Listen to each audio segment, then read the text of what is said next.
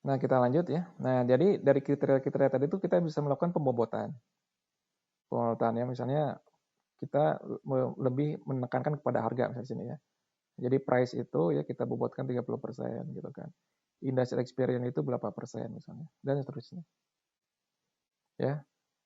Nah, sehingga bisa kita ranking, misalnya ada beberapa vendor yang masuk ya, beberapa vendor yang masuk, kemudian kita bisa bobotkan ya. Jadi kemudian kita bisa memilih. Jadi perlu ada pendekatan-pendekatan yang saintifik ya. Ya, kalau kita misalnya bisa pakai AHP ya, Analytical Hierarchy Process ya, untuk memilih misalnya consulting. Kemudian dari situ kita akan menilai ya secara lebih objektif misalnya vendornya atau consulting partnernya itu siapa nanti.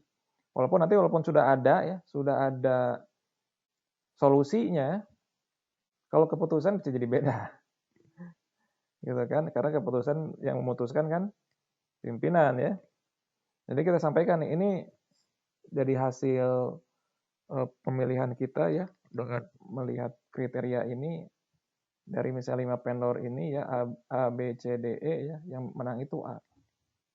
Yang kemudian yang kedua B, yang ketiga C misalnya, dan seterusnya. Disampaikan kepada pimpinan. Pimpinan akan menganalisis, memilih. Bisa jadi pimpinan memilihnya B, bisa jadi gitu kan, ada faktor lain. Nah, jadi kadang-kadang antara solusi dengan keputusan itu hal yang beda gitu kan. Nah, ya ada pertimbangan lah, ada mungkin judgement dan lain-lain ya yang menjadi wilayahnya pimpinan, seperti itu ya. Kemudian, nah untuk kita mengundang konsultan ya, terlibat dalam proyek ya, kita buat yang namanya request for proposal ya. Jadi kita buat request proposal ya, jadi konsultan itu mengirimkan proposal dia ya, penawaran ya, untuk mengimplementasikan misalnya ERP di perusahaan kita ya. Nah, RFQ ini biasanya umum ya di perusahaan-perusahaan gede ya, karena proyeknya besar, sehingga tadi kan perlu melibatkan banyak orang ya. Perlu melibatkan perusahaan konsultan yang besar pula yang berpengalaman. Dan juga di perusahaan pemerintah atau BUMN juga harus ya, karena nilai proyek ada batasan kan, tidak boleh ada penunjukan langsung. Ya, misalnya ada untuk pengadaan barang. Jadi yang namanya implementasi ERP juga ini pengadaan barang ya. Ada barang dan jasa gitu. Untuk konsultannya kan jasa. Untuk softwarenya itu kan barang, ya, hardwarenya barang. Itu ada batas untuk perusahaan pemerintah ataupun BUMN ya. Ada batas di mana boleh nunjuk langsung ya. Kemudian ada batas harus terbuka ya, ditenderkan terbuka. Seperti itu. Nah, sehingga kita membuat request for proposal atau penawaran ya. Ya. Jadi di RFP itu kita masukkan ya bagaimana atau kapan proposal itu di submit ya. Misalnya dikirim ke siapa, alamatnya mana gitu kan, kapan. Kemudian menjelaskan ya bisnis perusahaan seperti apa ya, operasinya di mana, lokasinya di mana kan seterusnya. Operasinya apa, lokasinya di mana.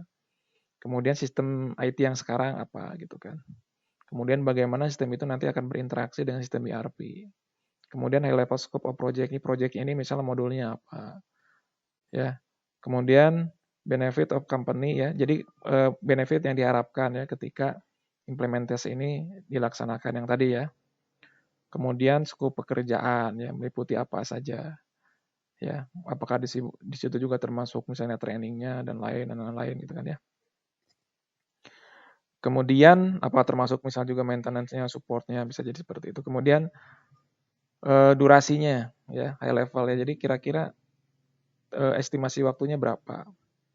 Kemudian juga metode pembayaran ya, jadwal pembayaran. Karena pembayaran itu kan sudah langsung ya, berapa persen dulu per tahap itu.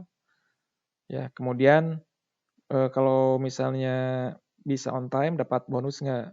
Kalau misalnya telat dapat penalti nggak gitu kan? Kemudian informasi-informasi lain yang diperlukan.